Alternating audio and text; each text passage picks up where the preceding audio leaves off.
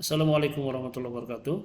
Para mahasiswa sekalian, rekan-rekan mahasiswa, teman-teman, para asatid dan ulama, para mahasiswa YIN Syekh Nurjati, Prodi PJJ, PAI, kita bertemu kembali dalam kesempatan kedua. Ini adalah kita menggunakan metode asinkronus, artinya pertemuan yang tidak tatap maya tetapi melalui media pembelajaran.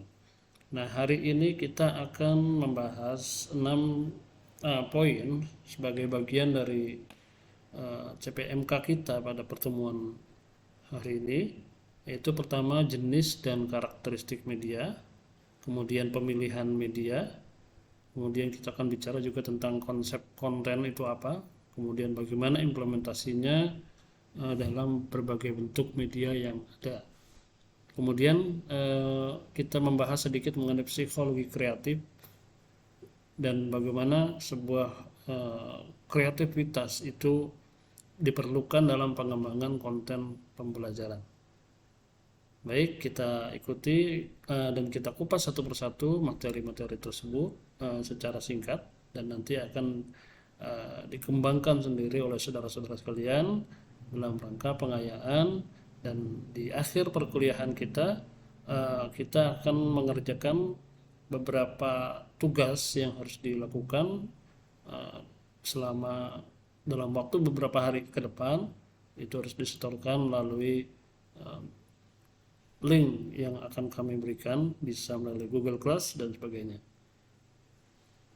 Jadi silahkan untuk memperhatikan beberapa pengarahan berikut ini. Media pembelajaran itu semua segala sesuatu yang digunakan untuk menyampaikan informasi, Pak. Informasi eh, sebentar. Informasi apa saja yang digunakan untuk menyampaikan informasi dari pengirim, dalam hal ini guru, komunikator, kepada penerima, siswa, untuk mencapai tujuan pembelajaran. Jadi what effect-nya adalah tujuan pembelajaran, yaitu kepahaman, CPMK-nya tercapai. CPP kalau di guru ya. Nah, media pembelajaran ini sendiri memiliki banyak jenis dan ragam. Ada 4 setidaknya dikelompokkan, yaitu media yang tidak terproyeksi, kemudian media yang terproyeksi, kemudian ada media audio, kemudian ada media visual. Tapi belakangan itu berkembang juga audio visual, yaitu gambar dan suara menjadi satu. Bahkan mungkin nanti akan ada juga perkembangan, yaitu media digital, di mana dia mencakup segala hal terkait dengan isi pesan yang sangat beragam dan begitu luas. Jadi ada 5 ya, bukan 4 lagi. Ada 5 jenis dan karakteristik media pembelajaran yang harus kita ketahui sebagai komunikator atau sebagai guru. Baik, kita coba satu persatu kupas lagi. Apa tuh media non proyeksi? Contohnya apa saja? Media non proyeksi itu adalah media yang sifatnya display media, media yang dipamerkan, yang hanya bisa dinikmati dengan dilihat. Jadi sangat sederhana, tidak perlu listrik, energi, dan unsurnya adalah garis, warna, bentuk, tekstur. Ada media, ini 3 jenis bentuknya. Media yang sifatnya realia, benda nyata yang digunakan sebagai bahan ataupun sumber belajar. Contohnya kucing, kita tunjukkan untuk contoh bahwa ini loh hewan yang bernama kucing dan sebagainya. Kemudian ada juga yang disebut sebagai media model, yaitu media tiruan bentuk 3 dimensi. Jadi patung, replika, candi, globe sebagai gambaran bumi, kemudian pesawat mini dan sebagainya. Kemudian ada yang disebut sebagai media grafis. Apa sih media grafis? Adalah media penyampai informasi dalam bentuk simbol-simbol. visual. Jadi media grafis baik untuk menarik perhatian. Contohnya kita buat flyer, kemudian poster dan sebagainya. Jadi itu media sifatnya grafis, visible, visual. Itu semua singkatan dari visible, interesting, simple, useful, accurate, legitimate, and structured. Jadi media visible adalah media yang kita buat dilihat oleh peserta didik, interesting, menarik, dan tidak membosankan. Simple, sederhana, useful adalah bermanfaat, akurat artinya isinya benar. Legitimate artinya media itu harus masuk akal dan logis. Itu adalah media yang non proyeksi. Sedangkan media yang terproyeksi adalah media yang harus menggunakan benda lain untuk memunculkan gambar itu. Contohnya dulu sekarang namanya infocus, OHP ya, overhead projector atau OHT, overhead transparent. Nah, bagi yang masih mengalami silakan bernostalgia dengan benda itu. Kemudian ada namanya juga slide bingkai film ya. Film transparan berukuran 35 mm yang ditembakkan melalui tadi OHP. Kemudian itu sudah jarang digunakan kecuali dengan yang model digital infocus saat ini, model digital ya. Kemudian yang ketiga adalah media audio. Media audio adalah media yang sifatnya auditory, pendengaran, sesuatu yang dapat pesan itu dapat kita dapatkan dengan melalui indera pendengaran. Contohnya adalah radio, piringan hitam dan sejenisnya. Jadi media ini karakteristiknya adalah auditif. Jadi verbal ataupun non verbal. Nah, media video adalah media atau media visual adalah media yang karakteristiknya adalah menggunakan hardware selama prosesnya. Jadi menampilkan gambar dan suara bekerja bersamaan. Media video ini sudah banyak dikembangkan untuk keperluan pembelajaran, biaya produksi dan perawatan yang cukup terjangkau. Jadi ini terbaru ya. Jadi berkembang menjadi media audio visual. Baik, yang berikutnya kita akan membahas mengenai poin kedua, yaitu pemilihan media belajar, di mana ketika kita memilih sebuah media pembelajaran, maka harus ada beberapa pertimbangan yang perlu diukur terkait dengan beberapa aspek. Jadi ada 9 aspek yang harus dipertimbangkan ketika kita akan memilih di antara beberapa media pembelajaran. Pertama, apa tujuan pembelajaran itu sendiri? Jadi apakah ada peran ganda sehingga jangan sampai kita menggunakan media salah satu dari tujuan itu tidak tercapai. Maka kita perlu perhatikan di situ.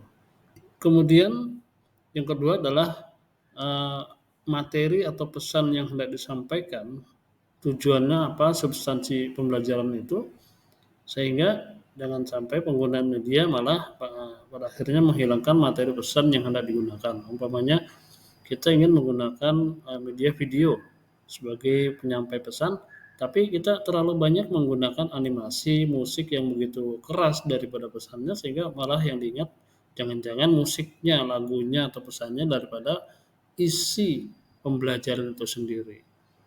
Kemudian yang ketiga adalah metode belajar.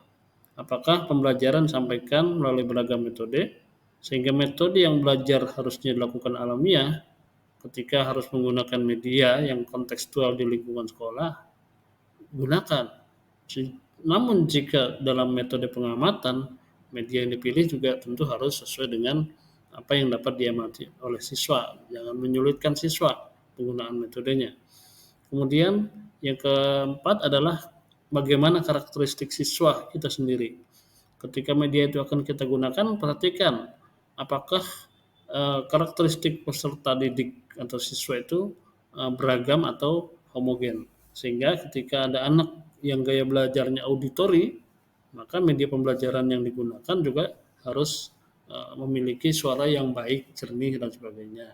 Begitu pula kalau metode pembelajaran yang lainnya itu kinestetik umpamanya anaknya, maka tentu saja medianya tidak bisa dengan media yang sifatnya diam. Kemudian yang harus diperhatikan lainnya adalah kondisi sosial budaya. Kadang-kadang kan di beberapa tempat yang dengan agama yang kental, adat yang kental, maka media juga tidak boleh sembarangan. Ketika milih media pembelajaran ya harus sopan gitu ya. Jadi nggak boleh menggunakan media yang dianggap melanggar rambu-rambu susila, nilai-nilai masyarakat sekitar. Jadi tolong itu juga harus perhatikan. Kemudian yang keenam adalah efisiensi waktu. Jadi jangan sampai waktu menjadi habis tanpa nilai, tanpa makna, tanpa pembelajaran ketika kita menggunakan media yang tidak seharusnya. Jadi media sesederhana mungkin namun mudah dipahami oleh siswa.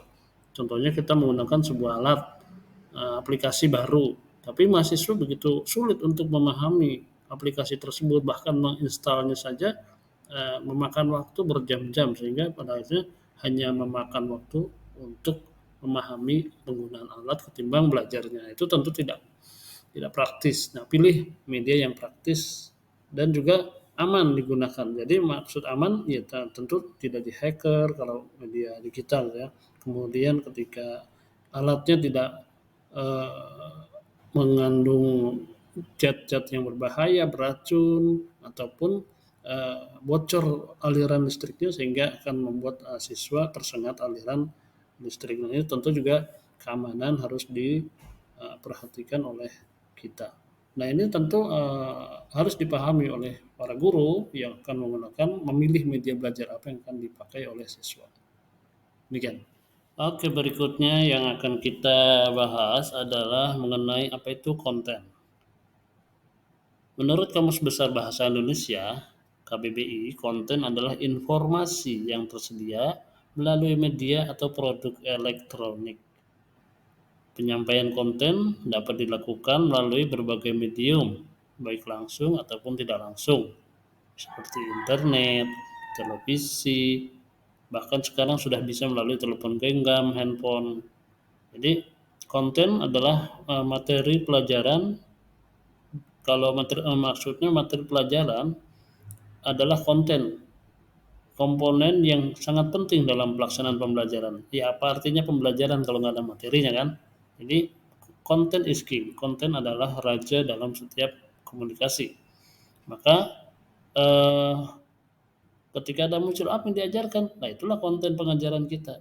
Jadi kalau sampai ada orang apa yang diajarkan, maka konten kita tidak ada dalam pengajaran ini. Maka mari kita perhatikan metode yang digunakan, medianya, strateginya, bahkan proses belajar mengajar itu.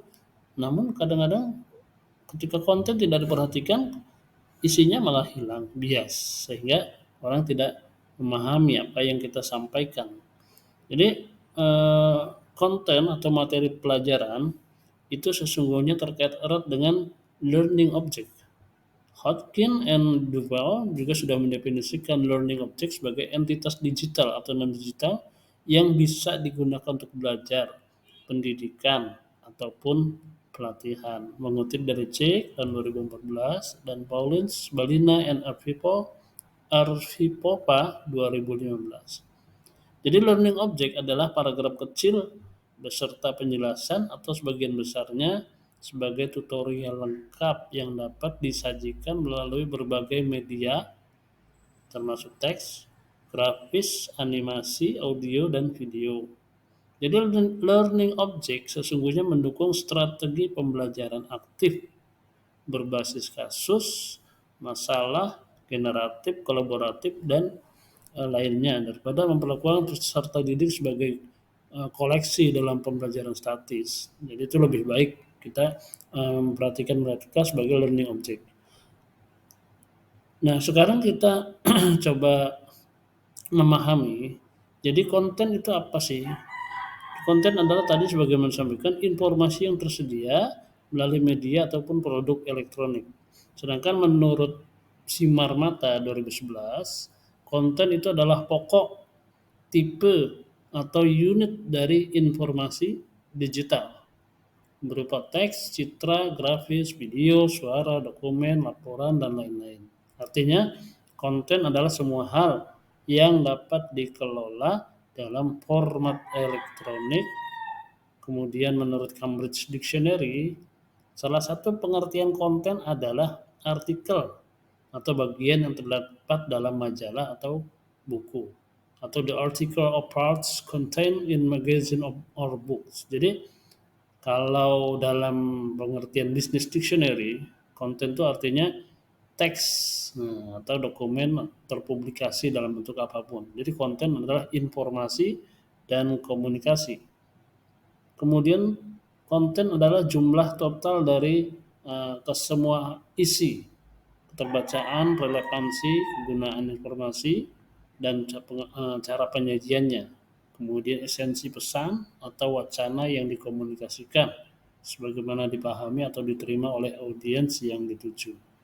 Bahkan ada juga di situ lem yang membuat situs web menjadi lengket sehingga orang mau kembali lagi dan membuat mereka betah. Jadi orang kembali ke sebuah web intinya karena mereka tertarik dengan konten.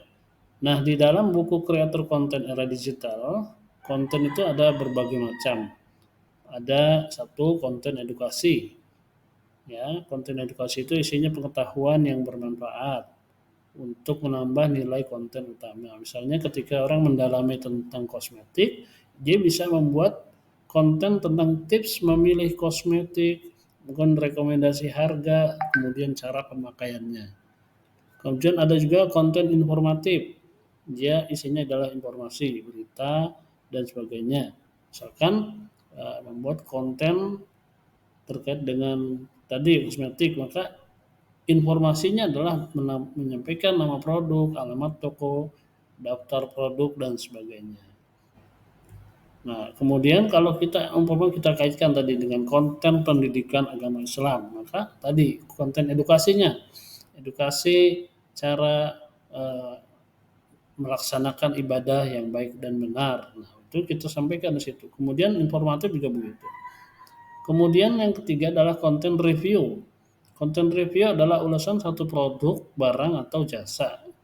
Konten ini biasanya menghadirkan testimoni sebagai konsumen. Umpamanya kita mau mereview tentang sekolah kita, maka kita kontennya adalah konten review.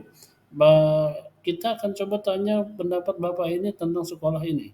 Menurut Bapak bagaimana sekolah kita? Bla bla bla bla, baik, bagus, dan sebagainya. Maka dengan testimoni itu, penonton akan mengetahui informasi lebih lanjut mengenai produk atau jasa yang direview. Gitu ya. Kemudian yang keempat adalah konten interaktif. Sebagaimana namanya interaktif berarti ada pengguna dengan akun media sosial lainnya. Jadi ini penting agar engagement media sosial meningkat. Bisa berupa tanya jawab, diskusi, kuis, curhat, dan sebagainya. Nah, kalau dari sisi media sosial ada konten yang sifatnya status, tweet, quotes, kemudian ada konten yang sifatnya artikel, sifatnya foto, sifatnya GIF, GIF itu graphic interchange format. Kemudian ada sifatnya memes, gambar lucu, ya, pesan lucu tapi juga kadang-kadang nyelekit juga gitu kan. Kemudian ada infografis, grafik informasi yang terisi tulisan teks dan gambar yang menyajikan satu informasi yang utuh tentang sesuatu. Kemudian ada pesan yang sifatnya video atau vlog. Kemudian yang paling uh, mutakhir adalah podcast dan live streaming. Itu sebenarnya isinya pesan. Jadi konten itu bisa dikemas dengan berbagai macam. Tapi intinya konten harus bermanfaat. Konten harus betul-betul bermutu agar menjadikan orang uh, senang dengan pesan ataupun media yang kita gunakan untuk menyampaikan pesan tersebut. Jadi jangan sampai pesannya malah kalah dengan kecanggihan alat atau media yang kita gunakan. Demikian. Nah, baik sekarang kita akan belajar atau memahami mengenai apa itu kreativitas. Kreativitas itu seringkali dianggap sebagai keterampilan yang berdasar pada bakat alami saja, di mana hanya mereka yang berbakat saja yang bisa. Jadi orang kreatif itu hanya bakat gitu. Padahal anggapan itu tidak sepenuhnya benar, karena walaupun dalam kenyataannya terlihat orang yang punya kemampuan itu punya seringkali menciptakan ide baru dengan cepat dan beragam, tapi kemampuan berpikir kreatif pada dasarnya dimiliki oleh semua orang. Anda, saya, anak kita, murid-murid, semua siswa punya potensi untuk kreatif. Oleh karena itu, menurut Munandar, kreativitas itu adalah kemampuan mencipta sesuatu yang baru. Jadi sepanjang dia bisa buat kue ketika dia kecil, membuat mainan dari tanah liat dan sebagainya, dia sesungguhnya adalah memiliki bakat untuk kreatif. Jadi secara psikoanalisis atau psikologis, setiap orang punya potensi untuk memiliki kreativitas dalam dirinya. Jadi lihat saja tingkah laku atau kegiatan yang kreatif. Nah, menurut Slamato, bahwa yang penting dalam kreativitas bukan soal penemuan, tapi produk itu sesuatu yang baru, baik bagi dirinya sendiri dan tidak harus merupakan sesuatu yang bagi orang lain baru. Gitu. Jadi kalau buat dia baru itu kreatif karena dia menemukan sesuatu yang belum dia ketahui dan dia berusaha mencarinya. Jadi kita tidak usah menjustifikasi siapapun dalam hal ini.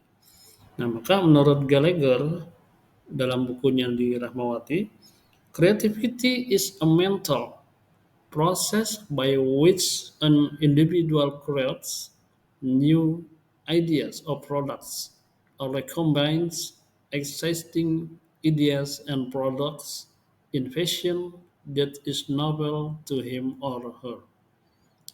Ya, menurut Mas Gallagher itu kreativitas adalah proses mental.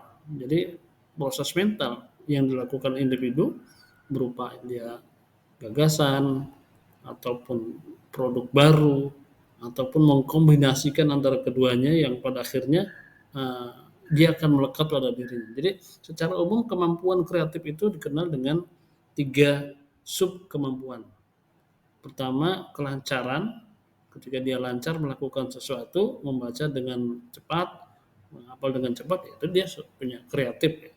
Kemudian luas, dia punya keahlian bergaul secara luas, dia mampu berkomunikasi dengan siapapun, itu adalah ciri orang kreatif.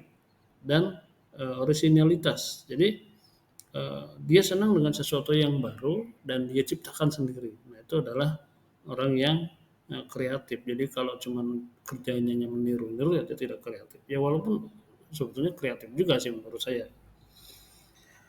Jadi secara umum itu ada 3 hal. Kalau itu dipadukan, maka akan menghasilkan kreativitas yang baik dan sempurna.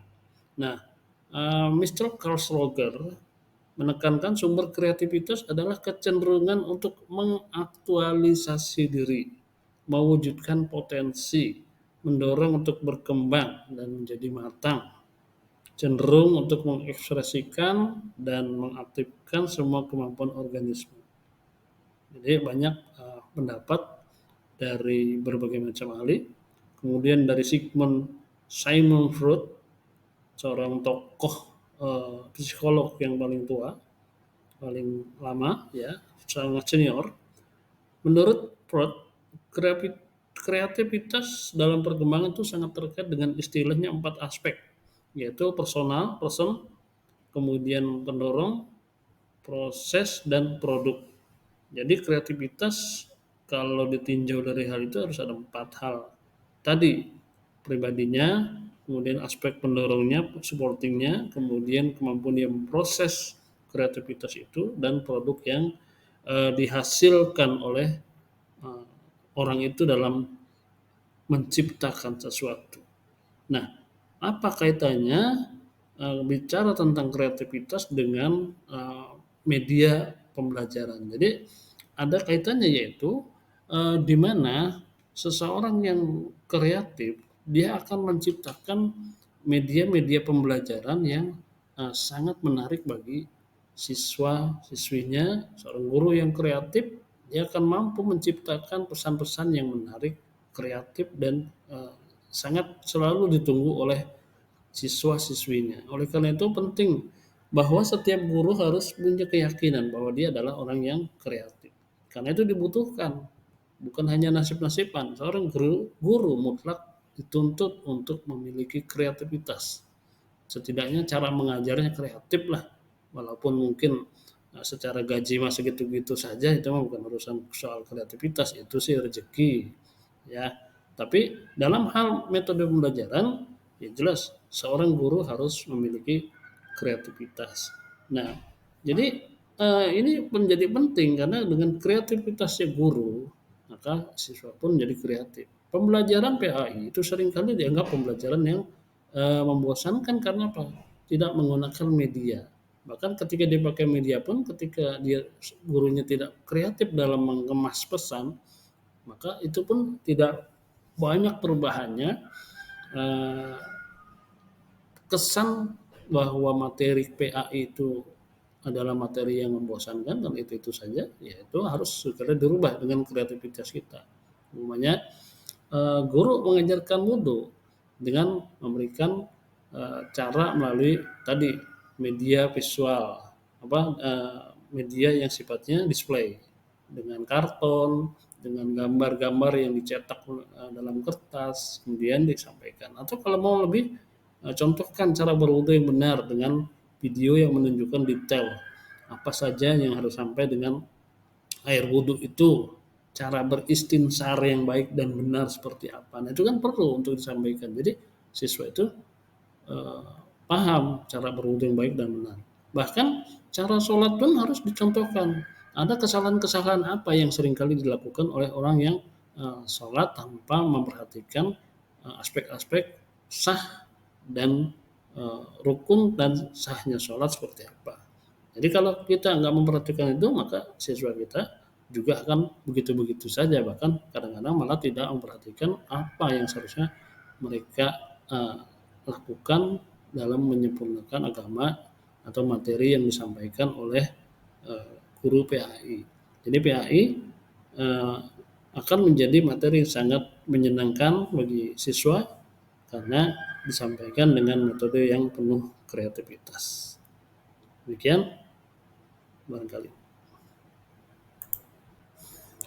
Baik saudara-saudara, itu barangkali perkuliahan kita pada kesempatan hari ini. Mudah-mudahan dapat dipahami. Kemudian untuk penugasannya mohon perhatikan, nanti kami akan kirimkan di classroom kepada Anda semua. Yaitu yang jelas adalah pertama kita berdiskusi melalui link YouTube yang sudah nanti akan kami kirimkan di sini di video ini. Kita diskusikan setiap orang agar mengirimkan pertanyaannya, dan boleh juga nanti rekan-rekan kalau ada yang bisa memberikan jawaban, kita berdiskusi di situ ya. Jadi diskusi yang berlangsung, kehadiran Anda dalam diskusi itu adalah presensi. Jadi kami akan membuka presensi itu sampai dengan 3 hari ke depan masih akan dibuka supaya teman-teman masih bukan 3 hari sampai dengan hari esok lah itu ya. Jadi tolong ini dibaca, diperhatikan baik-baik, dan juga kami sudah kirimkan bahan yang ada berupa modul dan beberapa naskah yang bisa menjadi referensi bagi teman-teman untuk berdiskusi di grup atau di dalam channel YouTube yang kami kirimkan. Demikian, terima kasih. Assalamualaikum warahmatullahi wabarakatuh.